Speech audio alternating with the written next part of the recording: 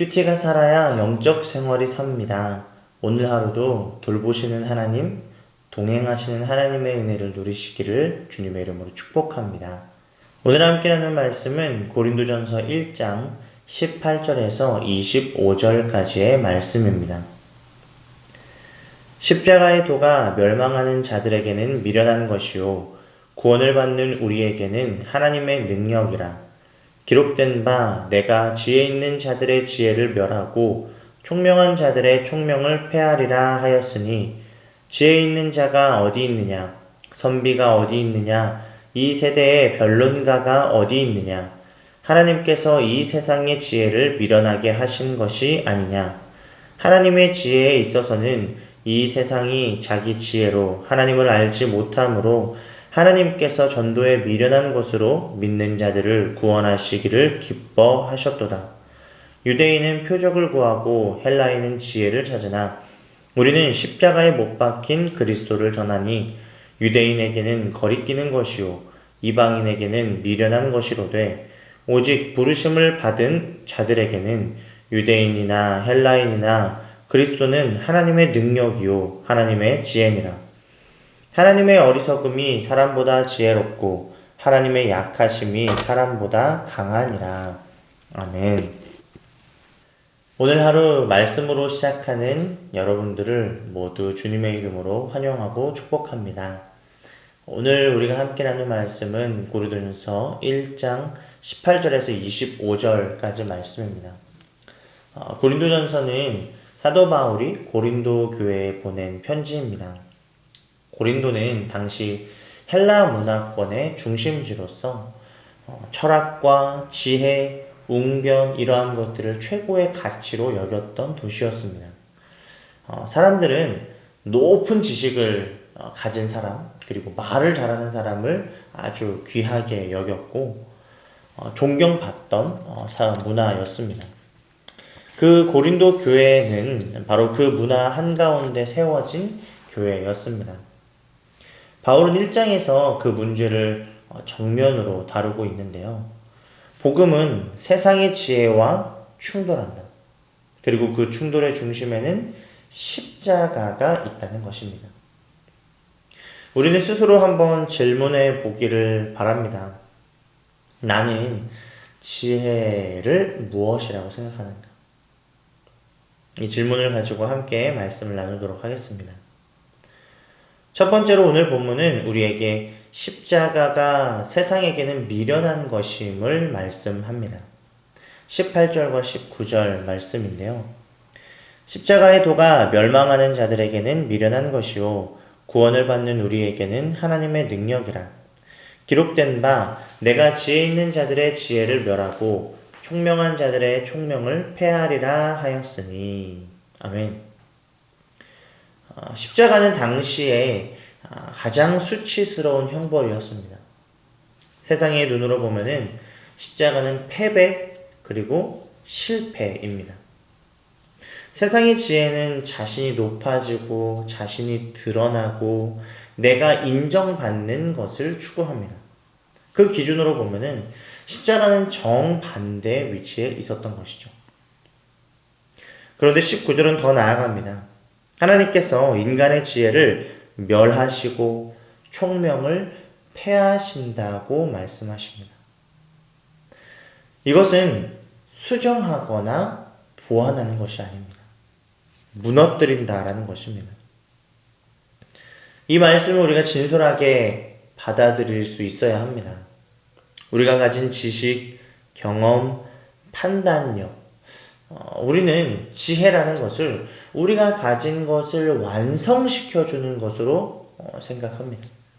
그러나 바울은 하나님께서 그것들을 멸하신다, 패하신다고 말씀합니다. 세상의 기준이 우리의 눈을 가리고 있지는 않는지, 우리들의 욕심이 세상의 기준과 동일하지 않는지 우리는 말씀을 통하여서 돌아보아야 합니다. 십자가를 바라보는 눈이 우리에게 열리기를 주님의 이름으로 축복합니다. 두 번째로 오늘 본문은 우리에게 십자가가 하나님의 능력임을 말씀합니다. 23절, 24절 말씀입니다. 우리는 십자가에 못 박힌 그리스도를 전하니 유대인에게는 거리끼는 것이요 이방인에게는 미련한 것이로되 오직 부르심을 받은 자들에게는 유대인이나 헬라인이나 그리스도는 하나님의 능력이요 하나님의 지혜니라. 아멘. 세상은 십자가를 이해하지 못합니다. 유대인에게는 거리끼는 것이었고 헬라인에게는 미련한 것이었습니다. 그러나 부르심을 받은 우리들은 압니다. 십자가는 단순한 상징이 아니라 능력입니다. 근데 그 능력은 나의 능력이 아니라 하나님의 능력입니다. 이것은 전도의 자리에서도 그대로 드러납니다. 우리는 때때로 복음을 전할 때 내 말이 충분히 설득력 있는지, 내 표현이 적절한지 이런 것들을 생각합니다. 물론 최선을 다해서 준비하는 것이 중요하죠. 그러나 누군가의 마음이 복음으로 열리는 것은 내 언변의 결과로 나타나는 것이 아닙니다. 하나님께서 그 마음을 어루만지시고 하나님께서 그 마음을 열어주신 것이죠. 복음은 설득이 아니라 하나님의 능력입니다. 내 힘으로 하려는 마음을 내려놓고 하나님의 능력을 신뢰하는 하루가 되기를 소망합니다. 그래서 십자가의 능력을 붙들고 살아가는 저와 여러분이 되기를 주님의 이름으로 축복합니다. 마지막으로 오늘 본문은 우리에게 참된 지혜란 무엇인가? 그 참된 지혜를 이야기하고 있습니다. 25절 말씀입니다. 하나님의 어리석음은 사람보다 지혜롭고 하나님의 약하심은 사람보다 강하니라. 아멘. 우리는 본능적으로 지혜를 더하려고 합니다. 더 잘 알고 더 잘 판단하고 더 잘 해결하려고 합니다. 신앙생활을 하면서도 마찬가지이죠. 말씀을 더 알고 기도를 더 잘하고 성숙해지려고 합니다. 그것이 나쁜 것은 아닙니다. 그런데 19절로 돌아가 보면 하나님께서 우리들의 지혜를 더하라고 하지 않으십니다. 멸하고 폐하리라고 말씀하십니다. 이것은 낮아지는 것보다 더 강한 요청입니다. 낮아지는 것은 내가 가진 것을 인정하면서 낮추고 겸손하는 것이죠. 그러나 멸하고 폐하라는 것은 내가 가진 것을 버리라는 것입니다. 내 지혜를, 내 총명을 버리는 것입니다. 이 마음이 우리에게 필요합니다. 그렇다면 오늘 우리는 어떻게 살아가야 할까요? 가정에서 무언가를 결정할 때, 직장에서 어려운 일을 만날 때, 관계 안에서 막막함이 느껴질 때, 우리는 가장 먼저 내 판단, 내 지혜를 꺼냅니다. 그러나 우리가 붙들어야 할 것은 하나님의 능력입니다. 우리는 한번 우리를 돌아보면서 질문하기를 바랍니다. 나는 먼저 하나님의 능력을 구했나? 아니면 내 능력, 내 지혜만 가지고 있었는가? 참된 지혜는 하나님의 능력을 인정하는 것, 의지하는 것, 구하는 것입니다. 오늘 하루 내 지혜보다 하나님의 능력을 먼저 구하는 여러분이 되기를 주님의 이름으로 축복합니다.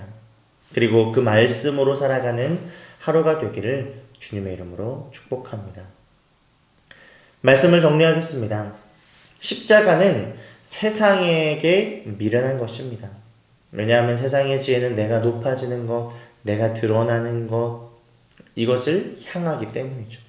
그러나 하나님의 지혜는 십자가입니다. 예수 그리스도가 드러나게 하는 것입니다. 그리고 하나님은 우리의 지혜를 완성시켜주는 것이 아니라 내가 가진 것을 높여주는 것이 아니라 실은 멸하십니다. 그렇기에 우리가 필요한 것은 내 지혜, 내 생각, 내 마음을 내려놓고 그 지혜를 내려놓고 하나님의 능력을 의지해야 합니다. 오늘 이 말씀을 붙들고 나아가기를 소망합니다. 내 생각과 내 판단과 내 지혜를 내려놓고 하나님을 먼저 구하고 십자가의 능력 안에서 살아가는 저와 여러분이 되기를 주님의 이름으로 축복합니다. 기도하겠습니다. 사랑과 긍휼이 풍성하신 하나님 아버지, 이 시간 주님 앞에 나아옵니다.